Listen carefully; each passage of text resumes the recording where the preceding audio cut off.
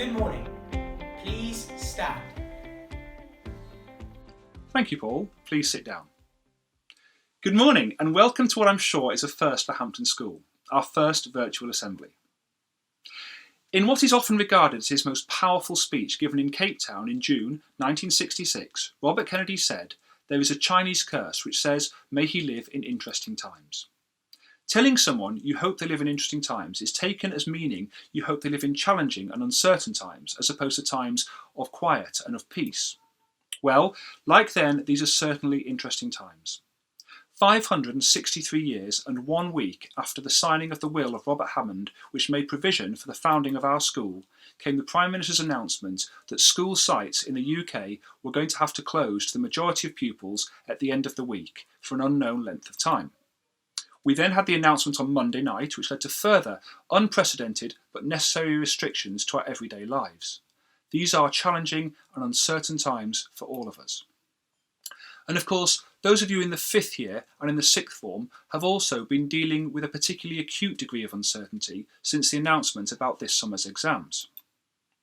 Most of us will be feeling a mixture of emotions at the moment: fear, frustration, disappointment, boredom, relief, excitement, loneliness, and many other emotions may be swirling around, and of course this is perfectly natural. We are, after all, living through an unprecedented and an unsettling period of history. And yet this is not, as the headmaster reminded us in what was to be the last assembly of the spring term in which we were all gathered together, the first interesting time on the national or the international stage that our school has been through since Robert Hammond signed his will in 1557. Our school began in the complex and blood-soaked days of the Tudor dynasty, at war with itself in the 16th century. The glow from the Great Fire of London would have been visible to Hamptonians in the mid-17th century. And fast-forwarding to somewhat more recent times, you may remember from the first assembly of the school year that I talked about the impact of the outbreak of the Second World War on our school in its new home on Hanworth Road in 1939. We will, as a school and as a country, get through this challenging period. It has been wonderful to hear from some old Hamptonians this week who are involved in working on the front line and on some groundbreaking projects that are going to make an enormous difference. We are immensely proud of them and grateful to them. And if any of you do see this assembly, please do keep us informed of what you're doing via Frank Keenan in the alumni office. We've also had a terrific response back at school too, from the volunteer teachers and support staff looking after the children of key workers. This is clear evidence of the continuation of our strong school community and of the things that are important to us, even when we're not together on the same site. It's Hampton togetherness at its best. This is, of course, a very unusual way to end any term.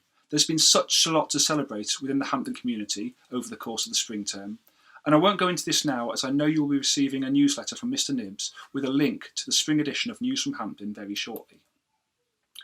Although many holiday plans will now have been changed, I hope you do have a restful time over the next few weeks. It's likely that the pace of life will slow dramatically as we all spend more time at home doing things that perhaps we don't do very much in the usual busyness of life. Personally, I have a 15,000 word essay to write for a course I'm doing, and I'm feeling a lot of empathy for those of you who've been writing essays and PIs recently. I also intend to try to do a lot of reading. In the place of the trips we'd planned to Legoland and to visit family and friends in different parts of the country, I'm planning on rereading the Lord of the Rings trilogy, which I wouldn't normally have time to do. And I also intend to take up Mr Nibbs' recommendation, made during the last common room briefing before the government required us to close last Friday, of re-watching The Shawshank Redemption on Netflix, as it's such an inspiring and uplifting story about mankind's ability to prevail in the face of adversity. I would encourage you to take some time over the next day or so to think about the ways in which you can use this unexpected extra time at home differently and creatively. And however you use your time, please do take good care of yourselves and your families.